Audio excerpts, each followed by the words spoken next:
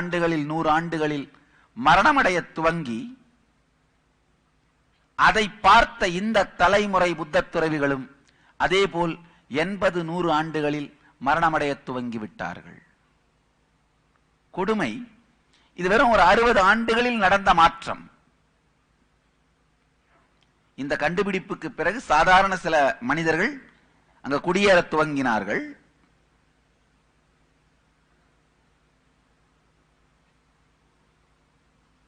இவர்கள் மரணமடைவதை பார்த்து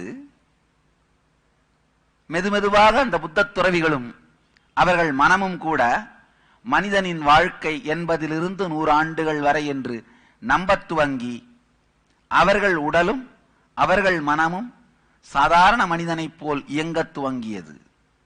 அதனால் சாதாரண மனிதனைப் போல் மரணமடைந்தார்கள். நாம் நம்மை எது என்று நம்புகிறோமோ, நாம்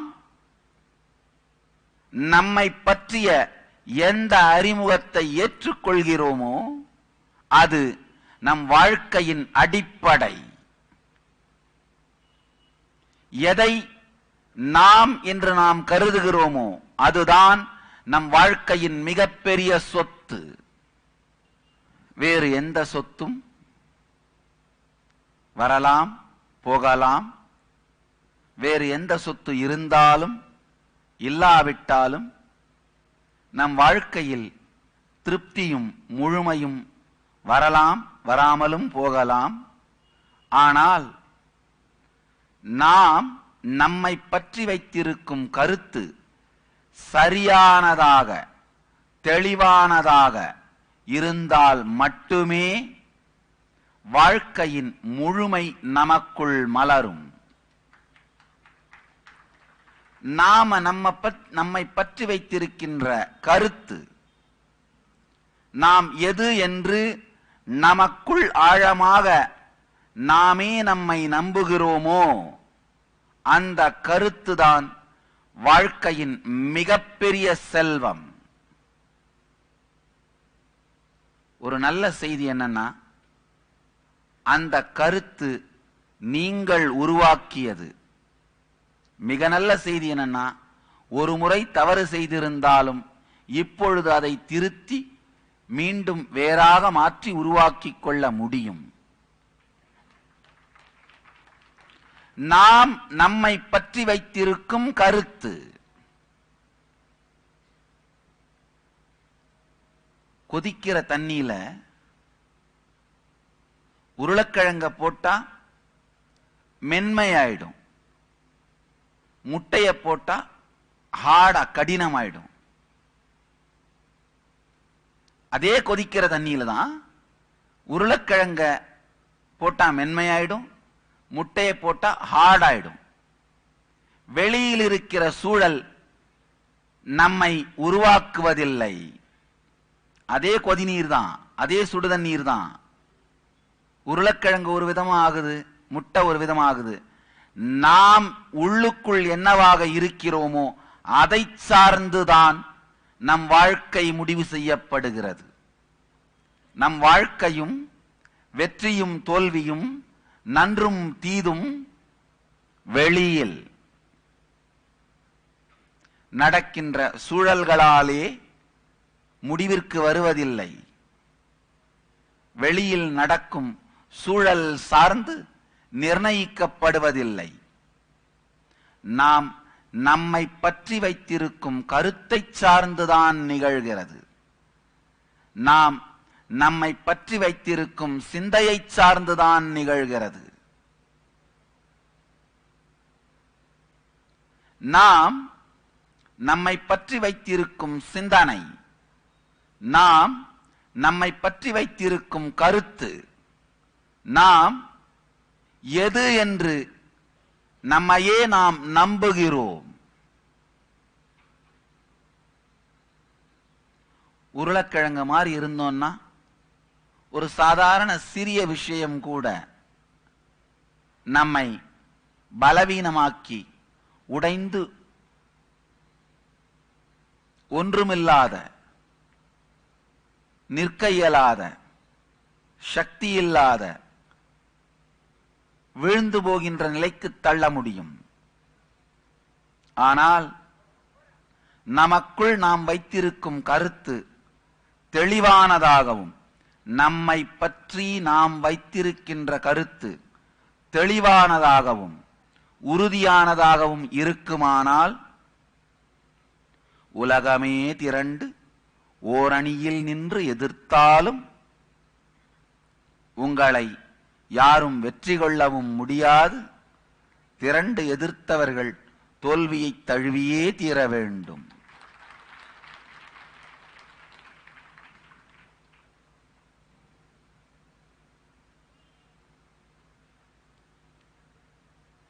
ஒரு பத்திரிகையாளர் என்கிட்ட கேட்டாரு, சாமி, ஒரு மனிதன் வாழ்க்கையில அவனுக்கு செய்யக்கூடிய மிகப்பெரிய கொடுமை என்னன்னா கேரக்டர் அசாசினேஷன். அதுதான் மிகப்பெரிய கொடுமை. பணம் இழத்தல் அல்லது ஒரு சட்ட சிக்கல், பதவி இழத்தல், அதெல்லாம் எதுவும் கிடையாது. Character assassination. உங்களுக்குள்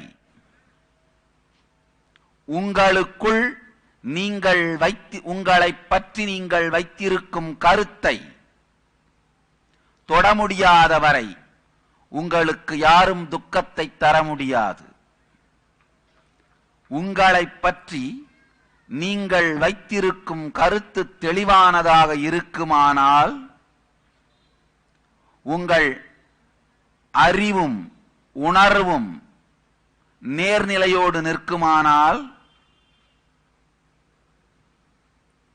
யாராலும் உங்கள் முகத்தில் இருக்கும் ஆனந்த புன்னகையை அழிக்க இயலாது. உங்களுக்குள் இருக்கும் தெளிவையும் நிதானத்தையும் ஒழிக்க இயலாது. உங்களை மனரீதியாகவோ உளரீதியாகவோ உணர்வு ரீதியாகவோ உடைக்கவும் இயலாது. ஆழ்ந்து புரிந்து கொள்ளுங்கள். நீங்கள் உங்களை பற்றி வைத்திருக்கின்ற கருத்து உங்கள் வாழ்க்கையின் அடித்தளம், முதல் சொத்து. நம்ம எல்லாருமே நினைக்கிறோம் பேங்க்ல இருக்கிற பணம் பெரிய சொத்து இல்ல, நம்மளை சுத்தி இருக்கிற நபர்களின் பலம் பெரிய சொத்து இல்ல, நம்முடைய வீடு, நகை, கார் போன்றவைகள் பெரிய சொத்துன்னு. உண்மையில் நாம் நமக்குள் திரும்பி பார்க்கும்போது, தனியா உட்கார்ந்து இருக்கும்போது, நீங்க குளிக்கும் பொழுது இல்ல உங்க பெட்ரூம்ல நீங்க தனியா படுத்திருக்கும் பொழுது, நீங்க பல் தேய்ச்சிட்டு இருக்கும் பொழுது, நீங்க தனியா இருக்கும் பொழுது உங்களை பற்றி நீங்கள் வைத்திருக்கிற கருத்து, நீங்கள் உங்களோடு இருக்கும் பொழுது உங்களை பற்றி நீங்கள் வைத்திருக்கிற கருத்துதான் நீங்கள் உங்களை எப்படி சிந்திக்கிறீர்கள், நீங்கள் உங்களை எப்படி உணர்கிறீர்கள், நீங்கள் உங்களை எதுவாக நினைக்கிறீர்கள். அந்த கருத்துதான் உங்களின் முதல் சொத்து. பல்லாயிரக்கணக்கான உதாரணங்கள் சொல்லலாம். பெரிய பணக்கார தந்தைக்கு பிறந்து நடுத்தெருவில் ஏழையாக அனாதையாக சாபவர்கள் பல பேர். அனாதையாக நடுத்தெருவில் குப்பை தொட்டியில் கிடந்து வளர்ந்து மிகப்பெரிய சாம்ராஜ்யங்களை நிறுவியவர்கள் பல பேர். உண்மையில் நீங்கள் உங்களை பற்றி வைத்திருக்கும் கருத்து, அதுதான் வாழ்க்கையின் முதல் சொத்து. எதையோ சீரமைக்கிறதுக்காக வாழ்க்கையில நேரத்தை செலவு பண்றோம்.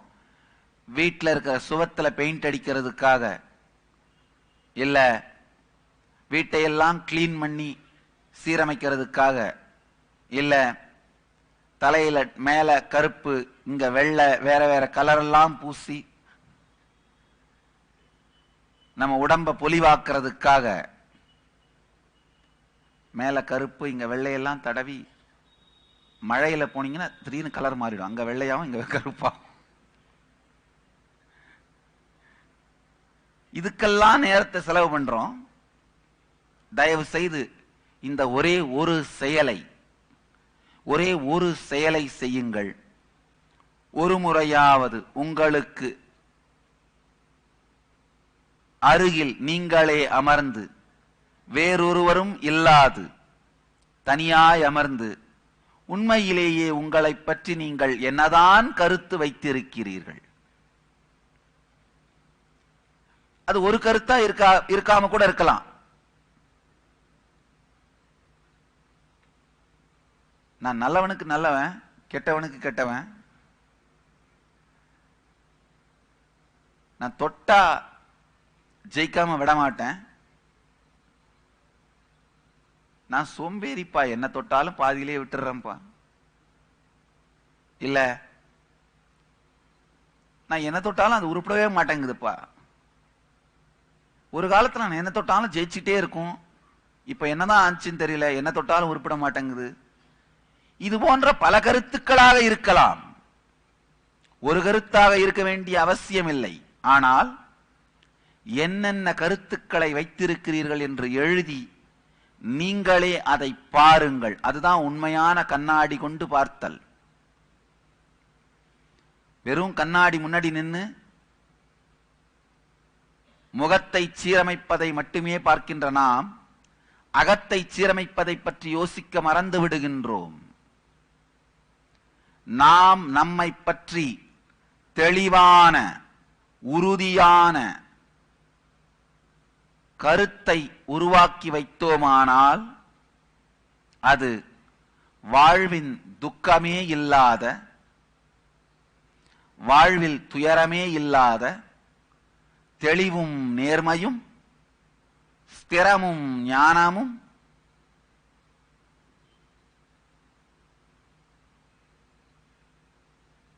யாராலும் அழிக்க முடியாத, யாராலும் அசைக்க முடியாத உறுதியையும் நம் வாழ்க்கையில் அளிக்கும். இதுதான் வாழ்க்கையினுடைய பாதுகாப்பு அரண்கையா. வேற எந்த இன்சூரன்ஸும் இன்சூரன்ஸ் கிடையாது, வேற எந்த இன்சூரன்ஸும் லைஃப் இன்சூரன்ஸ் கிடையாது, டெத் இன்சூரன்ஸ்.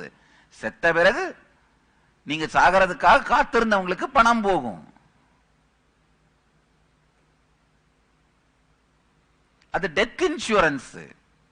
உண்மையான லைஃப் இன்சூரன்ஸ் வாழும் பொழுது நீங்கள் உங்களை பற்றி வைத்திருக்கும் தெளிவான கருத்தும் அதனால் ஏற்படுகின்ற தெளிவு, அதனால் ஏற்படுகின்ற வாழ்க்கையை பற்றிய முழுமை, அதனால் ஏற்படுகின்ற வாழ்க்கையை பற்றிய ஆழமான திருப்தி.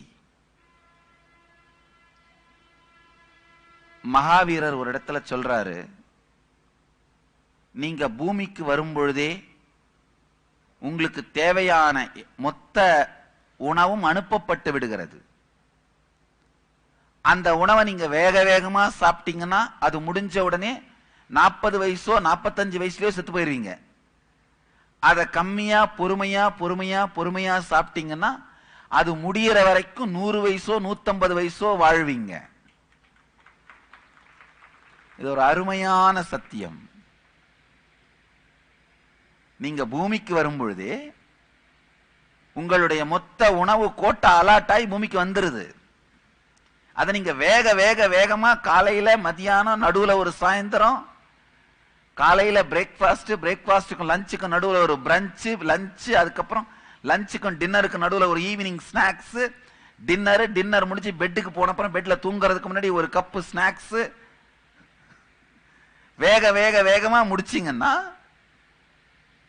இது முடிஞ்ச உடனே வேற வழியில பேக் பண்ணிட்டு போய் ஆகணும். சரிப்பா உன் கோட்டா முடிஞ்சிருச்சு, கிளம்பி வந்துரு. 40 வயசுல கூட பேக் பண்ணிட்டு போயிருவோம். அப்படி இல்லாமல் பொறுமையாக ஒரு நாளைக்கு 2 வேளை, ஒரு நாளைக்கு 1 வேளை உண்பவன் யோகி, 2 வேளை உண்பவன் போகி, 3 வேளை உண்பவன் ரோகி, 4 வேளை உண்பவன் போகி எப்பொழுது உணவின் உட்கொள்ளுதல் குறையுதோ, நாம் நம் உணவை முடிக்கின்ற வரை நீண்ட ஆயுளோடு 100 120 ஆண்டுகளோ வாழ முடியும். ஆழமா புரிஞ்சுக்கோங்க. நீங்க பூமிக்கு வரும்பொழுதே உங்களுக்கு தேவையான மொத்த உணவும் அடுப்பப்பட்டுருது அப்படின்னு மகாவீரர் சொல்றாரு. அவர் சொல்ற கருத்து ஒரு நோக்கத்தில், என்னுடைய அனுபவத்திலிருந்து சொல்லுகின்றேன், நீங்க பூமிக்கு வரும்பொழுதே நீங்க அனுபவிக்க வேண்டிய சக்திகள் எல்லாமும் உலகத்திற்கு அனுப்பப்பட்டு விடுகிறது. அதை வெளிப்படுத்தி அனுபவிக்க துவங்கினால் அனுபவித்து முடிக்கும் வரை நீண்ட காலம் நீங்கள் வாழ்ந்து கொண்டே இருக்கலாம். ஆனால் வெளிப்படுத்த தவறினால், அவைகளை வெளிப்படுத்தும் நுட்பத்தை கண்டுகொள்ளாமல், அவைகளை உட்சார்ந்து பார்க்காமல் நிற்காது தவறினால்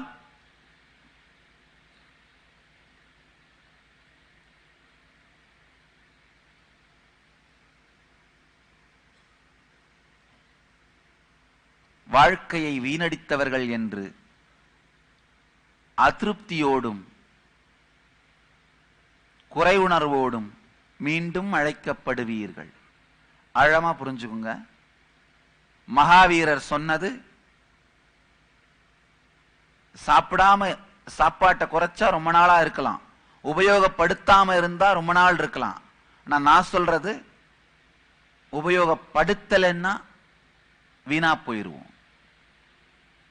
ஆழ்ந்து புரிந்து கொள்ளுங்கள். இரண்டுக்கும் மிகப்பெரிய வித்தியாசம் இருக்கிறது. உங்கள் எல்லோருக்குள்ளும் மிகப்பெரிய சக்தியும் மிகப்பெரிய சாத்தியங்களும் வைத்து அனுப்பப்பட்டிருக்கிறது. மனித உடம்பில் இருப்பதனாலேயே இந்த சக்தியும் சாத்தியமும் உங்களுக்குள் வைத்து அனுப்பப்பட்டிருக்கிறது. யாரோ ஒருத்தர் ரமண மகரிஷிட்ட போய் கேட்கிறாங்க, ஞானம் அடைகிறதுக்கு எனக்கு என்ன தகுதி வேணும்னு. அவர் சொல்றாரு, நீ மூச்சு இழுத்து விடுறியாப்பான்னு கேட்கிறாரு. நல்லா இப்ப விட்டுட்டு தானே இருக்கிறேன், அந்த தகுதி போதும் போப்பாங்கிறாரு. வேறு ஒரு தகுதியும் தேவையில்லை.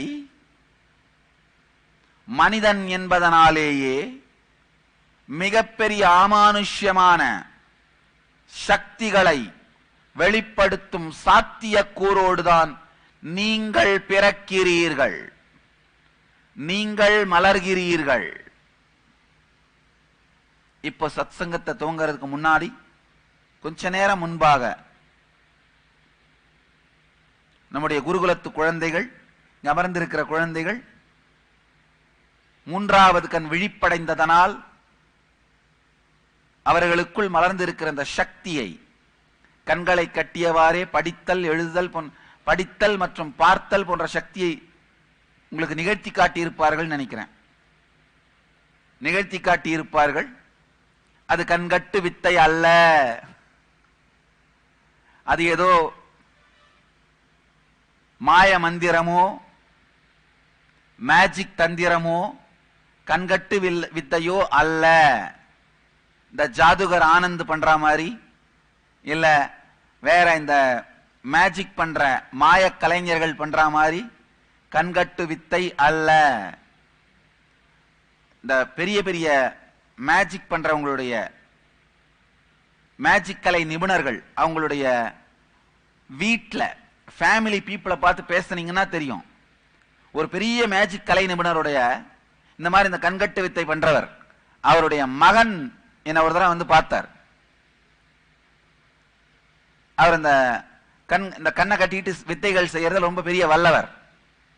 நான் அவர்கிட்ட கேட்டேன், வீட்டில் அப்பா இந்த மாதிரி பண்ணுவாரா அப்படின்னு. இல்ல சாமி, வீட்டில் நியூஸ் பேப்பர் படிக்கவே பெரிய பூத கண்ணாடி எடுத்து தான் படிப்பாரு.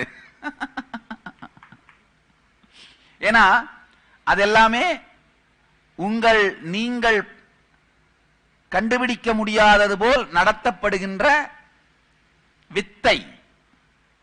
இது இங்க இல்ல, இந்த குழந்தைங்க இங்க இல்ல, தனியா ரூம்ல இருந்தாலும், ஆசிரமத்தில் இருந்தாலும், குருக்குள்ள இருந்தாலும், எப்போ இருந்தாலும், எப்போது வேண்டுமானாலும் அவர்களால் கண்கட்டி படிக்க முடியும். இது கலை அல்ல, சக்தி. கலை வேற, சக்தி வேற. ஆழ்ந்து புரிந்து கொள்ளுங்கள்.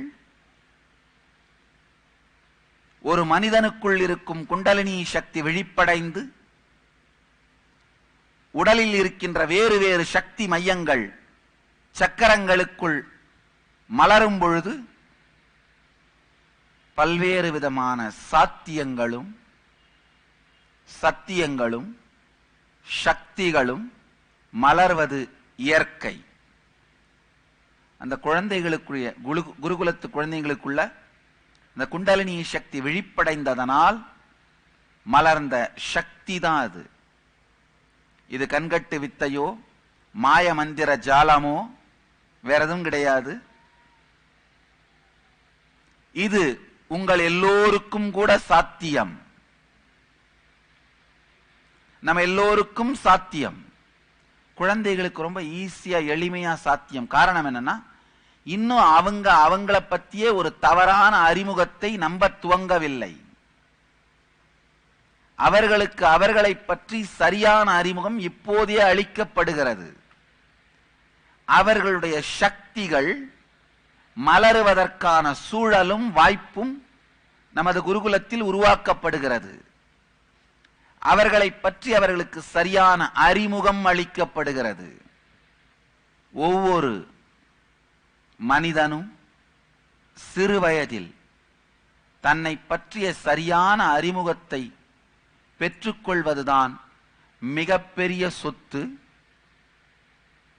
தனக்குள் இது போன்ற பல சக்திகளும் சாத்தியங்களும் பொதிந்திருக்கின்றன என்பதை தெரிந்து, ஒண்ணுமே இல்லைங்க, இந்த ஒரு சின்ன சக்தியை விழிப்பிப்பதன் மூலமா அந்த குழந்தைகளுக்கு ஏற்பட்டிருக்கிற தன்னம்பிக்கை வாழ்நாள் முழுவதும் அவர்களுக்கு எதையும் சாதிக்க முடியும் என்று ஏற்பட்டிருக்கிற தைரியம்,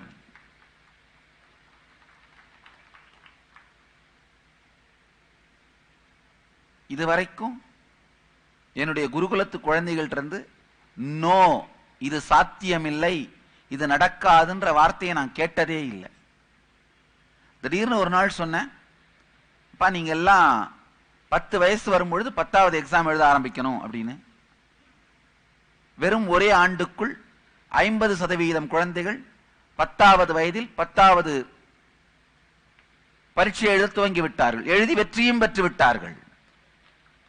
ஒரே ஒரு ஆண்டு தான். நமக்குள் பல்வேறு சாத்தியமும் சக்தியும் இருக்கிறது. பிரச்சனையே என்னன்னா, இதை கேட்கும் போதே நாமெல்லாம் டயர்ட் ஆயிடுறோம். ஏதோ வந்துட்டோம் சொல்றீங்க, சரி சொல்லுங்க, கேட்கறதுக்கு நல்லா தான் இருக்கா மாதிரி இருக்கு, நான் கொஞ்ச நேரம் தூங்கிக்கிறவன், நான் எந்திரிக்கும் போது பிள்ளை வீட்டுக்கு கூட்டு போயிரு அப்படின்னு பக்கத்தில் இவங்கிட்ட சொல்லிட்டு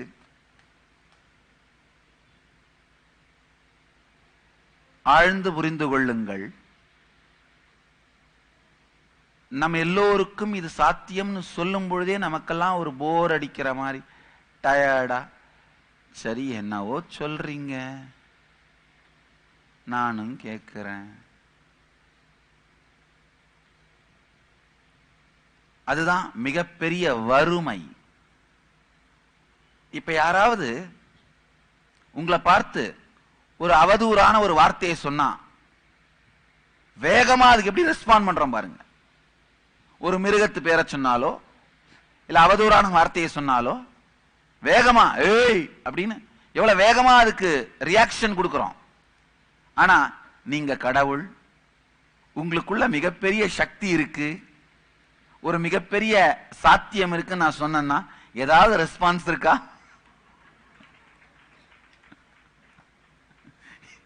யாராவது ஒருத்தர் ஒரு அவதூறு வார்த்தை சொன்னா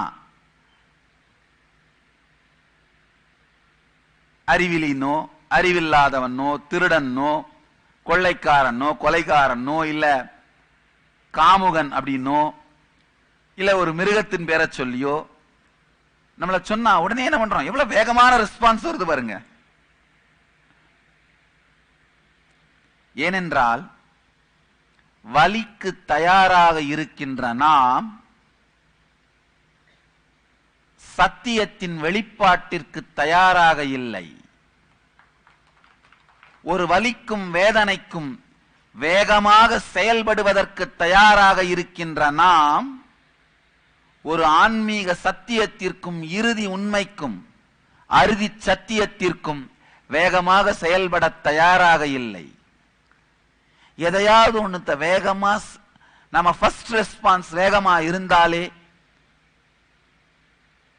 அதை சரி பண்றதுக்காக வேலை செய்யணும். யாராவது ஒருத்தர் உங்களுடைய குடும்பத்தாரோ தாயையோ தந்தையையோ அம்மாவையோ மனைவியையோ தங்கையோ அவதூறா சொன்னாங்கன்னா முதல் ரெஸ்பான்ஸ் கோபம், இரண்டாவது ரெஸ்பான்ஸ் எடு அருவாளை. இது போன்ற விஷயங்களுக்கு வேகமாக செயல்பட தயாராக இருக்கின்ற நாம் துரதிர்ஷ்டவசமாக, மிகவும் துரதிர்ஷ்டவசமாக நம்முடைய சாத்தியக்கூறும் சத்தியமும் சக்தியும்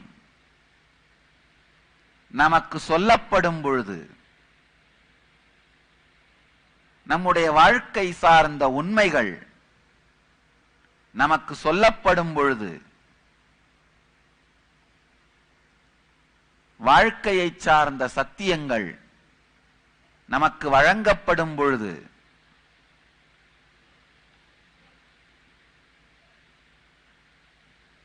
இறுதி உண்மைகளும் அறுதி சத்தியங்களும் நம்முன் வைக்கப்படும் பொழுது எந்தவிதமான எதிர்வினையோ காட்டாது ரியாக்ஷனே இல்லாம அப்படியே இருக்கும். காரணம் என்ன? நமக்குள் இதை பற்றி சாத்தியம் என்கின்ற ஒரு சிறு துளி எண்ணம் கூட இல்லை.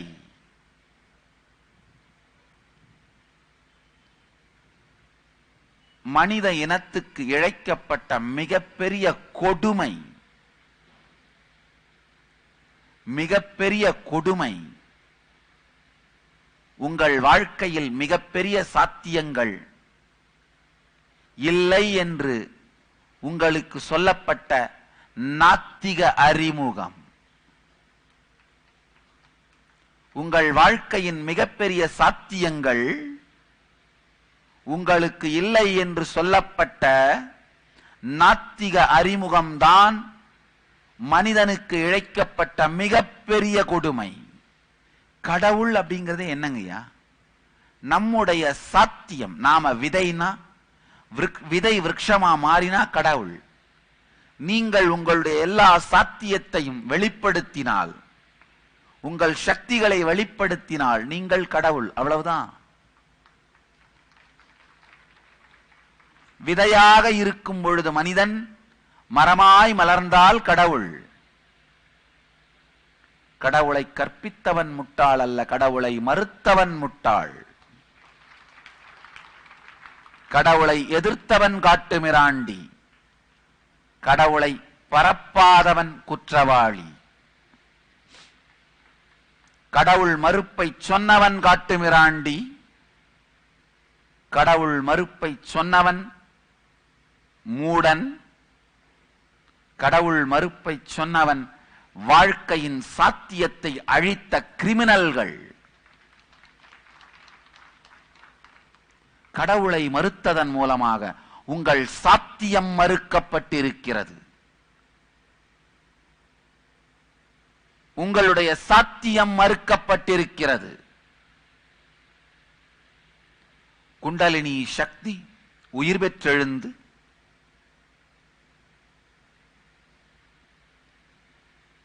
உங்கள் ஒவ்வொருவருக்குள்ளும் மலரச் செய்யும் சக்திகள், மலர வைக்கும் சக்திகள்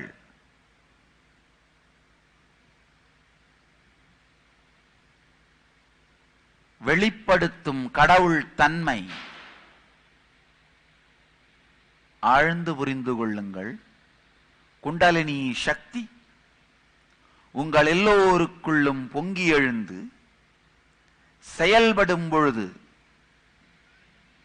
வெளிப்படும் சக்திகள், ஆற்றல்கள், சாத்தியங்கள் போன்றவைகள்தான் கடவுள் தன்மை.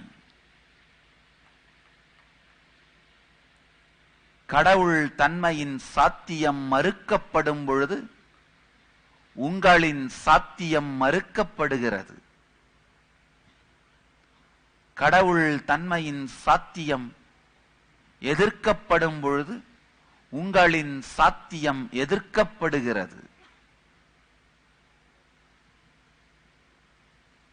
கடவுளை கற்பித்தவன் காட்டுமிராண்டி அல்ல, கடவுளை மறுத்தவன்தான் மக்களை காட்டுமிராண்டிகளாகவே வைக்க முயற்சி செய்து கொண்டிருக்கும் முட்டாள். நம்முடைய சாத்தியங்கள் மறுக்கப்படும் பொழுது நம்மை காட்டுமிராண்டிகளாகவே வைத்துக் கொண்டிருப்பதற்கான முயற்சிதான் அது. இன்னொரு அழகான வார்த்தை யூஸ் பண்ண, நாட்டு மிராண்டிகளாக வைப்பதற்கான. உண்மையில் காட்டு மிராண்டிகள் மிகவும் நல்லவர்கள், உயர்ந்தவர்கள். அதனால் நாட்டு மிராண்டின்னு ஒரு வார்த்தையை உபயோகப்படுத்தலாம். நம்முடைய சாத்தியக்கூறு ஆழமா புரிஞ்சுக்குங்க. எப்பொழுது நம் சாத்தியக்கூறான சக்திகளை நமக்குள் மலர வைக்க துவங்குகிறோமோ அப்பொழுதே நம் வாழ்க்கையின் ஆழமும் அகலமும் நீளமும் அதிகரிக்கிறது. ஆழம்னா வாழ்க்கையை வாழ்ந்த திருப்தி, அகலம்னா நாம எத்தனை பேரை இன்ஸ்பயர் பண்றோம், உற்சாகமாக்குறோம், எத்தனை பேர் வாழ்க்கையில தாக்கத்தை ஏற்படுத்துறோம், நீளம்னா எத்தனை வருஷம் வாழறோம். நம் சக்திகளை வெளிப்படுத்தும் பொழுது ஆழமும் அகலமும் நீளமும் மேம்படுகிறது. சக்திகளை வெளிப்படுத்தாத பொழுது இந்த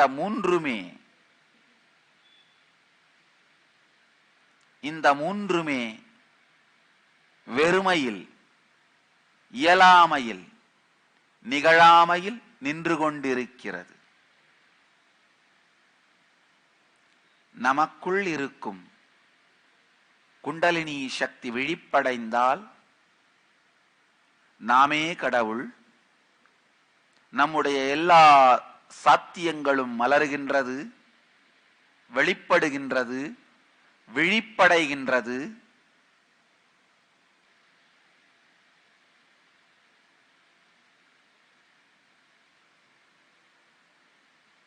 மனிதன் புனிதனாகிறான்.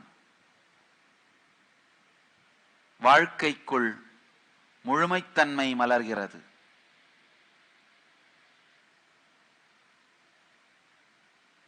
நம் எல்லோருக்குள்ளும் நாம் வேண்டுவது எல்லாவற்றையும் அடைகின்ற, அதை நமக்கு நாமே தந்து கொள்ளுகின்ற சக்தி முழுமையாக இருக்கிறது. வேண்டுவது யாவும் தருவாய்னு வேறொருவரை நோக்கி நீங்கள் வேண்ட வேண்டிய அவசியமில்லை. வேண்டுவது யாவும் தருவதற்கான சக்தி வேண்டுகின்றவனிடமே இருக்கின்றது.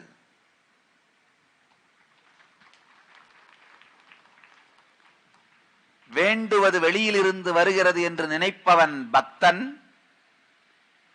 உள்ளிருந்தே வருகிறது என்கின்ற உண்மையை உணர்ந்தவன் ஞானி.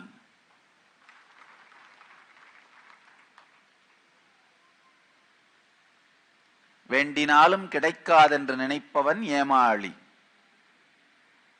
வேண்டினாலும் கிடைக்காதென்று மற்றவர்களுக்கு சொல்பவன் கோமாளி. ஆழ்ந்து புரிந்து கொள்ளுங்கள்.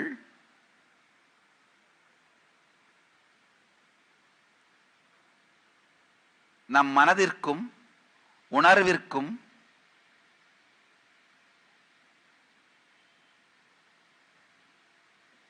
எத்துயர் ஆயினும் எந்த துக்கம் ஆயினும் எந்த சூழல் ஆயினும் என் நிலை ஆயினும்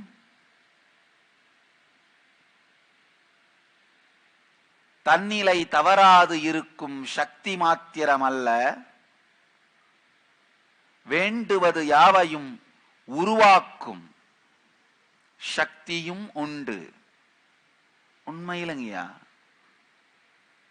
வேண்டுவது யாது என்று உங்களுக்கு நீங்களே தெளிவே இல்லாமல் காலையில ஒண்ணு வேணும்னு நினைக்கிறீங்க, மதியானம் இன்னொன்னு வேணும்னு நினைக்கிறீங்க, ராத்திரி வேற ஒண்ணு வேணும்னு நினைக்கிறீங்க.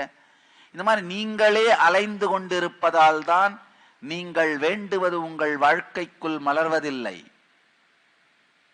இதுதான் என் வாழ்க்கையின் முதல் தேவை, இதுதான் அடுத்த தேவை, இதுதான் அதற்கடுத்த தேவை என்று எப்பொழுது உங்களுக்கு உங்கள் வாழ்வை பற்றி உங்கள் வாழ்வின் தேவைகளை பற்றி தெளிவு ஏற்படுகிறதோ அப்பொழுது வேண்டுவதை அடையும் சக்தி உங்களுக்குள்ளிருந்தே வெளிப்பட துவங்குகிறது. ரமண மகர்ஷி ரொம்ப அழகா சொல்வாரு, ஒரு யானையோட துதிக்கையில மரத்தை கொடுத்தீங்கன்னா அந்த துதிக்கையை சும்மா அசைச்சுக்கிட்டு வழியில போற வரவங்களை தொந்தரவு பண்றதும் நின்று போயிரும், அந்த மரத்தை எடுத்துட்டு போறது மூலமா ஒரு வேலையையும் செய்யும். அது மாதிரி தான் நம்ம மனம்ங்கய்யா. தேவையானது என்ன அப்படிங்கிற ஒரு விஷயத்தை தெளிவாக உங்கள் மனத்திடம் ஒப்படைத்தால் அதை உருவாக்குவதற்கான எண்ணப்போக்கை உருவாக்கினீர்களானால் வேண்டுவது யாவையும் தருவதற்கு உங்களுக்குள்ளேயே உங்கள் ஆத்ம சக்தி காத்திருக்கிறது, உங்கள் ஆனந்த சக்தி காத்திருக்கிறது. விவேகானந்தர் ரொம்ப அழகா சொல்வாரு, நீங்க எத்துணை ஆழமாக பிரார்த்தனை செய்தாலும், எத்துணை உறுதியாக தவம் செய்தாலும், வெளியிலிருந்து யாரோ உங்கள் பிரார்த்தனையையும் தவத்தையும் நிறைவேற்றுகிறார்கள் என்று நினைக்காதீர்கள். உள்ளுக்குள்ளே பொங்குகிற குண்டலினி சக்திதான் நீங்கள் வேண்டுவதை நிறைவேற்றுகிறது. வெளியிலிருந்து நிறைவேறுதுன்னு நினைச்சாலும் தப்பில்ல, அதுவும் ஒரு நிலை. பக்தன் வெளியிலிருந்து கடவுள் கொடுக்கிறார் நினைக்கிறது பக்தனுடைய நிலை இல்ல, உள்ளுக்குள்ளிருந்தே அது நிறைவேற்றப்படுகிறது என்று உணர்வது ஞானியின் நிலை. உங்கள் மனதிற்குள் குழப்பங்களையும் கொந்தளிப்புகளையும் வேதனைகளையும் ரண துக்கங்களையும் வலியாக மாறிப்போன ரண துக்கங்களையும் ஆற்றவும் கரை தேற்றவும் நிறைந்த மனதிலிருந்து ஏற்படுத்தப்படும் சங்கல்பங்கள் எண்ணங்கள் நிஜமாகின்றன, சத்தியம் ஆகின்றன. இது சாத்தியம் என்கிற சத்தியத்தை அனுபவபூர்வமாக உங்களுக்கு மலரச் செய்கின்ற அறிவியல் தான் கல்பதரு. ஆழ்ந்து புரிஞ்சுக்குங்க, கல்பதரு வரம்பெறும் நிகழ்ச்சி அல்ல, வரங்களை உங்களுக்குள் உருவாக்கி கொள்ளும் அறிவியல் தரும் நிகழ்ச்சி. உங்கள் எல்லோருக்குள்ளும் வேண்டுவது யாவும் தருகின்ற பெருஞ்சக்தி நிறைந்திருக்கின்றது. வேண்டுவது யாவும் தரும் பெரும் சக்தி விழிப்பிக்கப்பட வேண்டும், அவ்வளவுதான். உங்க வாழ்க்கையில் இருக்க எல்லா குழப்பங்களுக்குமே நீங்க உங்களை பற்றி வச்சிருக்கிற கருத்து தெளிவா இல்லாம மற்றவங்க கிட்ட நீங்க காட்டுறீங்களே உங்க பர்சனாலிட்டி, அதுவும் தெளிவா இல்லாம, நீங்க உலகத்தை பத்தி வச்சிருக்கிற கருத்தும் தெளிவா இல்லாம, இதுல ஏற்படுற குழப்பம், அதாவது நீங்க உங்களை என்னவா நினைக்கிறீங்களோ அது ஒன்னா இருக்கு, உலகத்துக்கு நீங்க உங்களை என்னவா காட்டுறீங்களோ அது வேற ஒன்னா இருக்கு, அவங்க உங்களை எப்படி புரிஞ்சுக்கிறாங்களோ அது இன்னொன்னா இருக்கு, நீங்க உலகத்தை எப்படி புரிஞ்சுக்கிறீங்களோ அது கம்ப்ளீட்டா இன்னொன்னா இருக்கு.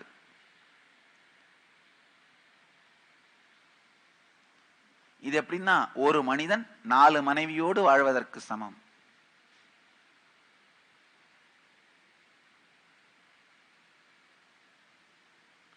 நல்லாத்தானே இருக்கும் அப்படின்னு நினைச்சீங்கன்னா வாழறவங்களோட பேசி பாருங்க. நல்லாத்தானே இருக்குன்னு யாராவது நினைச்சீங்கன்னா வாழறவங்களோட பேசி பாருங்க. வேற ஒன்னும் சொல்லலாம்.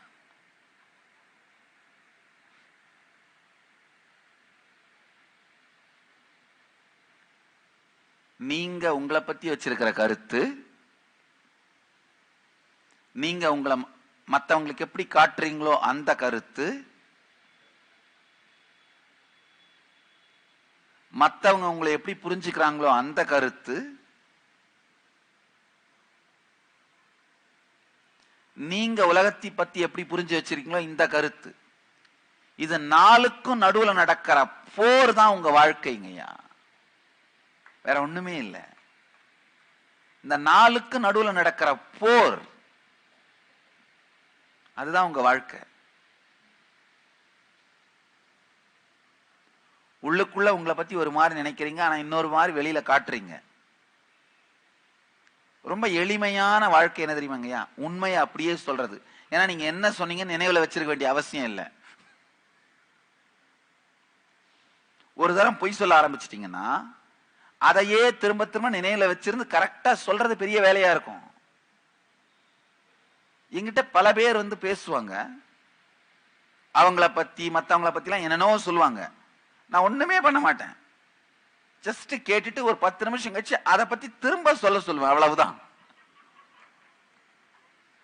வேற ஒன்னும் பெருசாலாம் பண்ண வேண்டாம்.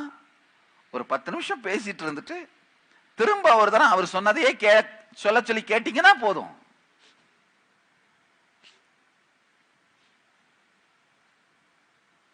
உண்மையை அப்படியே சொல்றது வாழ்க்கையில ரொம்ப எளிமையான வாழ்க்கை முறை. காரணம் என்னன்னா, யோசிச்சு மனசுல வச்சிருந்து மறக்காம திரும்ப சொல்ல வேண்டிய அவசியம் இல்லை. இருந்தது அப்படியே சொல்லலைன்னா யோசிக்காம மனசுல வைக்காம உள்ளதை உள்ளபடி பேச முடியும்.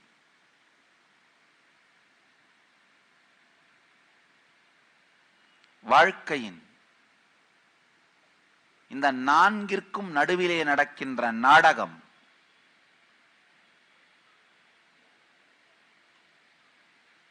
இந்த ரணகளம், இந்த யுத்தம், இந்த துக்கம்,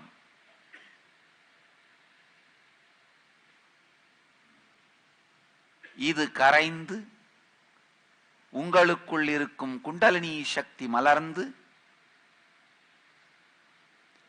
வாழ்க்கையில என்ன வேணும்னு நீங்க நினைச்சீங்கன்னாலும் அதை நிஜமாக்கும் சக்தி உங்களுக்கு சாத்தியம்.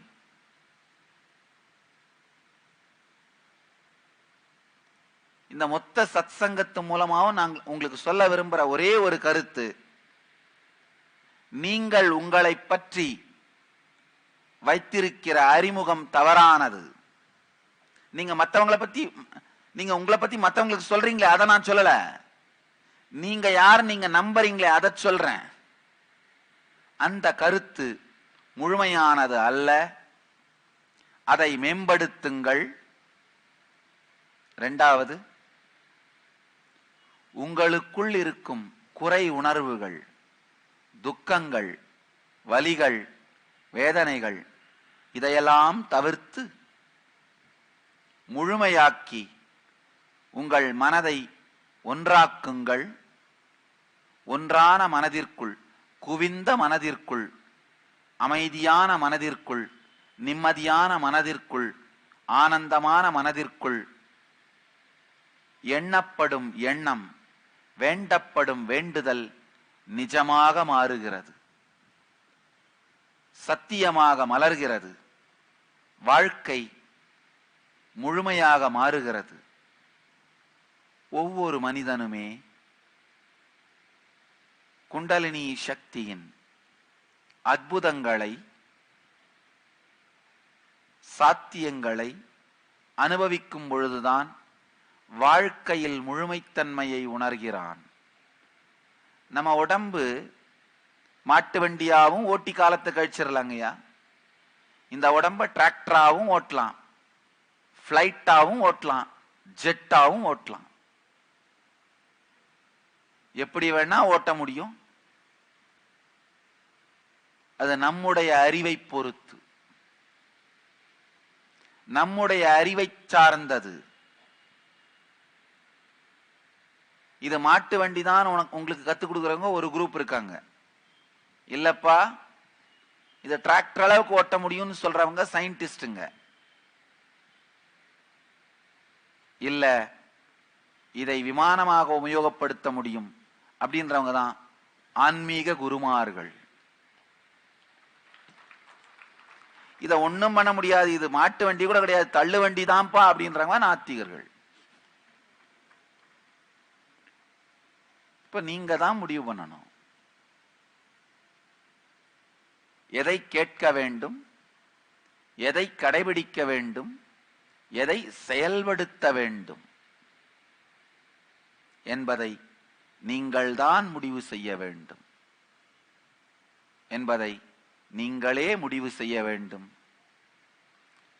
உங்கள் உள்ளுக்குள் இருக்கும் மனதை பண்படுத்தினால், மலரச் செய்தால்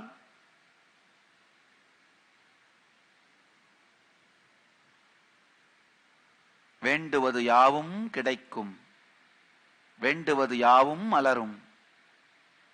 இதையெல்லாம் தாண்டி எதையுமே வேண்டாத நிலையும் மலரும். எதையுமே வேண்டாத நிலையான ஜீவன் முக்தியும் மலரும். எத்துணைதான் வார்த்தைகளால் விவரித்தாலும் சத்தியம் இது ஒன்றுதான். உங்கள் எல்லோருக்குள்ளும் மிகப்பெரிய சாத்தியம் இருக்கின்றது. இந்த அறிவியலை கற்றுக்கொண்டு அந்த சாத்தியத்தை, மிகப்பெரிய சக்தியை மலரச் செய்கின்ற, வெளிப்படுத்தச் செய்கின்ற அறிவியல், ஜீவன் முக்த விஞ்ஞானம், ஜீவன் முக்தியை மலரச் செய்யும் இந்த விஞ்ஞானத்தை, பூரணத்துவ விஞ்ஞானம், இந்த விஞ்ஞானத்தை வாழ்க்கையில் மலரச் செய்து வேண்டுவது யாவும் பெற்றுக்கொள்ளுங்கள். இந்த சக்தியை வெளிப்படுத்த துவங்கினால்தான் வாழ்க்கையின் ஆழம், வாழ்ந்த திருப்தி, அகாலம், நம்மை சுற்றி இருப்பவர்கள் மீது நாம் ஏற்படுத்தும் தாக்கம், நீளம், வாழுகின்ற வருடங்களின் எண்ணிக்கை, இவை அனைத்தும் அதிகரிக்கும். உள்ள இருக்கிற சக்தியை மலர வைக்கலன்னா வாழ்க்கை வாழ்ந்து உபயோகம் இல்லைங்க. வாழ்ந்தும் உபயோகம் இல்லை, வாழ்வதற்கும் அனுமதிக்கப்பட மாட்டீர்கள். ஏன்னா சக்தியை வெளிப்படுத்தாவிட்டால் பூமிக்கு பாரம். நீங்கள் வெறும் ஒரு மிருகமாகவே வாழ்க்கை கழிந்து விடுகிறது. சாத்தியங்கள் உங்களுக்கு சொல்லப்படாவிட்டால் வெறும் மிருகமாகவே வாழ்க்கை தீர்ந்து விடுகிறது. மிருகமாகவே வாழ்க்கையை கழிப்பது எந்த விதத்திலும் உங்களை முழுமையாக்காது. முழுமையாக்காத வாழ்க்கையை வாழ்வதற்கு நீங்கள் அனுமதிக்கப்படுவதும் இல்லை. நான் ஒன்றும் அமானுஷ்யமான சக்திகளை உடனடியா வெளிப்படுத்துங்க அப்படின்றத கூட முதல் செய்தியா சொல்ல வரலைங்க. உங்கள் வாழ்க்கையை செம்மையாக்கிக் கொள்ளுங்கள். ஒவ்வொரு துறையிலும் உடல் நலத்துறையில் இருக்கின்ற துக்கங்களை சரி செய்து உடல் நலத்தை கொண்டு வாருங்கள். உறவுகளில் இருக்கிற மேடு பள்ளங்களை எல்லாம் சரி செய்து உறவுகளை சமமாக்குங்கள். போதுமான அளவு வாழ்வதற்கான செல்வத்தை ஏற்படுத்திக் கொள்ளும் வழியை மலர்த்துங்கள். எத்துணை வேலைகள் செய்தாலும் சிந்தனை செய்தாலும் உழைத்தாலும் சோர்வும் வாழ்க்கையின் மீது ஏற்படுகிற மனச்சோர்வும் ஏற்படாமல் உற்சாகத்தோடு வாழ்வதற்கு தெரிந்து கொள்ளுங்கள். வாழ்க்கையை தெளிவாக பார்த்து நிம்மதியோடும் ஆனந்தத்தோடும் நித்யானந்தத்தோடும் வாழ கற்றுக்கொள்ளுங்கள். இதுவே பெரிய மிராக்கிள்ங்க, பெரிய சக்தி, பெரிய சித்திங்கயா. இதை தாண்டி இதை செய்ய துவங்கினாலே குருகுலத்து குழந்தைகள் அடைந்திருக்கிற சக்திகளும் சித்திகளும் அவர்களுக்கு மட்டுமல்ல, உங்கள் எல்லோருக்கும் சாத்தியம்.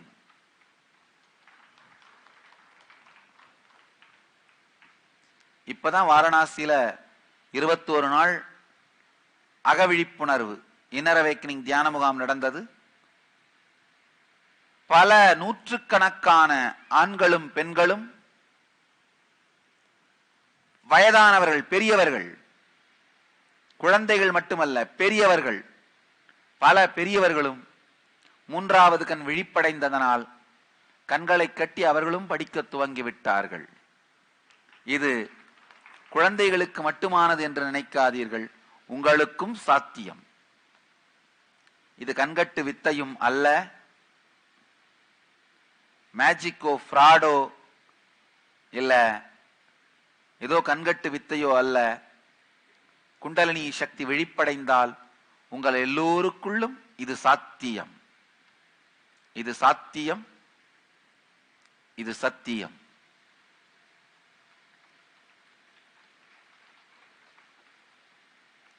ஆழ்ந்து இதை வாழுங்கள்,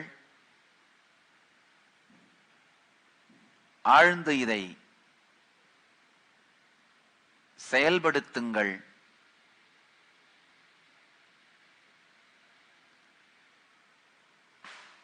நாளைக்கு நாளைக்கு நாளைக்குன்னு போஸ்ட்போன் பண்ணிட்டே போனீங்கன்னா, தள்ளி போட்டுட்டே போனீங்கன்னா, நாளை இல்லாமல் இன்றே மரணம் வரும்பொழுதுதான் விழிச்சுக்கிட்டு ஐயோ இந்த போஸ்ட்போன் பண்ணியே வாழ்க்கையை வீணாக்கிட்டோமோன்னு நினைப்பீங்க. நாளை நாளை நாளை என்று தள்ளி போடாமல் இன்றே என்று முடிவெடுத்து வாழ்க்கையை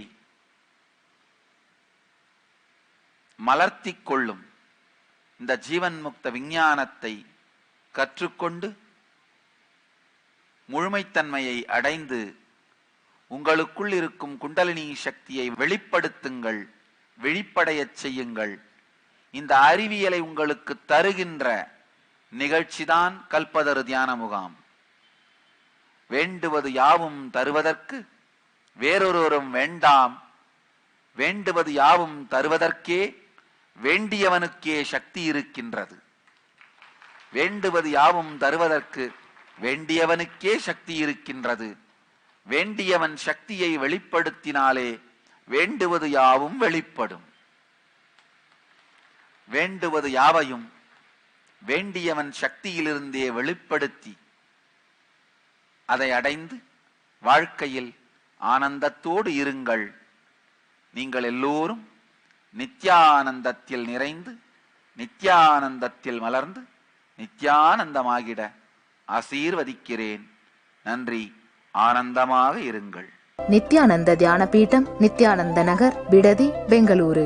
போன் 08027279999 www.nityananda.org